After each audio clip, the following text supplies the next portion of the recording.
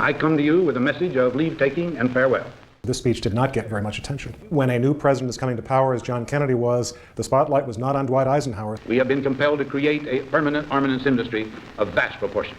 There was a feeling at the time that this must have been written by some speechwriter who just sneaked into the speech. In the councils of government, we must guard against the acquisition of unwarranted influence, whether sought or unsought, by the military-industrial complex.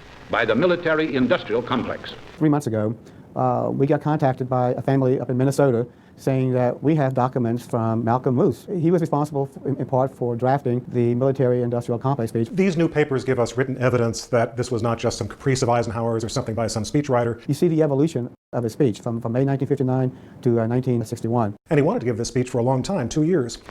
Our military organization today bears little relation to that known of any of my predecessors in peacetime, or indeed by the fighting men of World War II or Korea. There was one person in Dwight Eisenhower's life whom he really confided almost everything to, and that was his brother Milton. There's one particular document where the speechwriters had already drafted their version of the speech, only to see Milton come along and totally revamp what had already been written. When Milton Eisenhower was taking notes and writing things on the drafts of these speeches, the speechwriters knew that it wasn't Milton talking, it was Ike. The potential for the disastrous rise of misplaced power exists and will persist. He would see magazines with advertisements for some new warplane or some bomb, and he got so angry he'd take the magazine and throw it into the fireplace of the Oval Office because he felt that defense spending should not be something that would be encouraged by companies who are seeking commercial gain. We must never let the weight of this combination endanger our liberties or democratic processes.